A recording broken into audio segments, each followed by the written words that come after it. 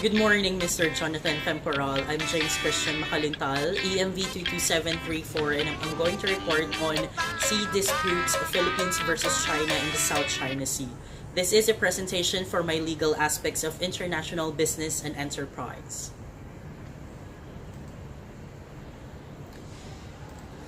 The first part of my report will be an introduction. So, the islands of South China Seas are questioned by the people of the regions. A lot of issues concerning exploitation of resources and the unlimited power over a country are all the issues regarding the South China Sea. At the same time, South China Sea is noted as one of the most liable ocean islands in the entire world.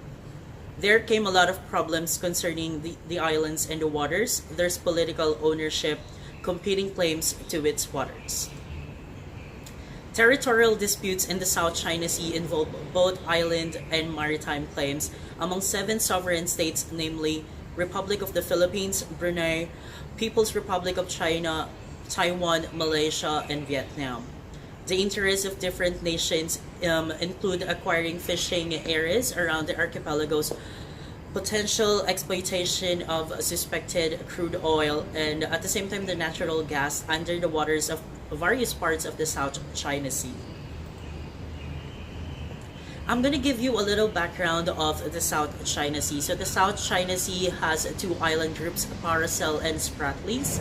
It's also a little land, huge area of water. Nations cannot easily actually station troops in any part of the South China Sea. At the same time, it's need for Blue Water Navy, aircraft that refuel in the air. Resources, natural gas, oil, and fishing are abundant in the South China Sea. Important shipping lanes with 15% of world's trade passing through these sea lanes are all that you are going to see in the South China Sea.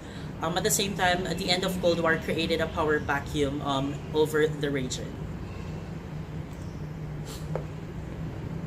So the completing claims of the South China Sea, 6 governments, mainly Philippines, China, Taiwan, Vietnam, Malaysia, and Brunei have claims very overlapping about the South China Sea. China, Taiwan, and Vietnam have claimed all the islands, while Malaysia, Brunei, and Philippines claim some of the regions of the South China Sea, or some of the islands of the South China Sea. China's claim based on history.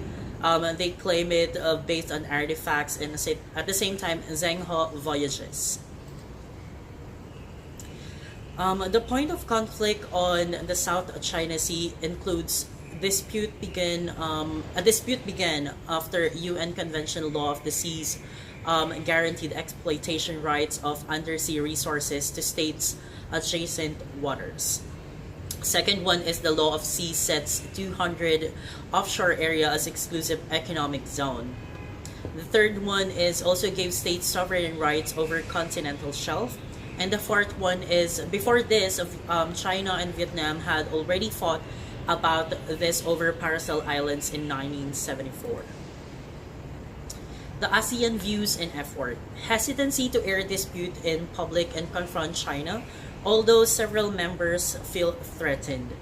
At the same time, on 1992 ASEAN Declaration on the South China Sea called on states to settle disputes peacefully and support regional cooperation. Philippines and Vietnam as most strenuous resistor of the China's efforts. In 1995, President Ramos went on public television to challenge China in Mischief Reef. Last 1998, Philippines took a journalist to see China's building of naval platforms at Mischief Reef, wall inside Philippines' 200 miles zone. And also the external forces that affect the South China Sea case. Philippines pulls in the US. While most ASEAN powers want to keep the external powers of the dispute, US as hegemon feels the need to prevent conflict and ensure right of passage for all vessels. US Defense Department in 1995 said the US would ensure free navigation by escorting ship through the South China Sea conflicts broke out, or when the South China Sea case broke out. So Japanese enhanced security agreement with US could get them more involved in minesweeping and other support activity in the South China Sea. At the same time, Vietnam tried to pull US in by giving oil concessions to US oil companies.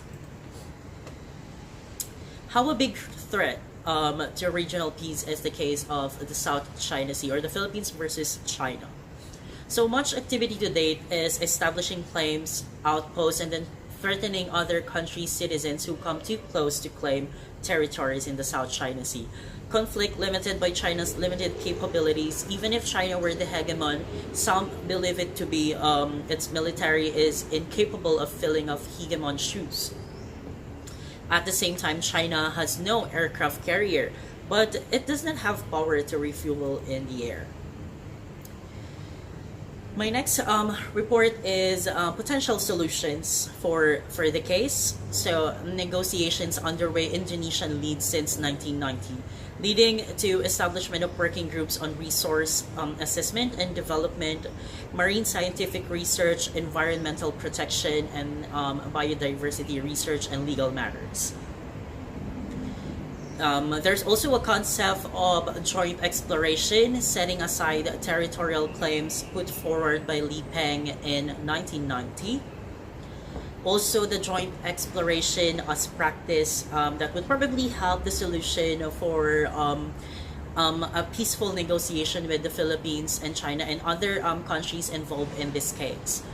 A current debate on ways to establish a code of conduct for states in the region. So that would probably be the end of my report regarding the sea disputes in Philippines versus China in the South China Sea. Thank you so much for listening.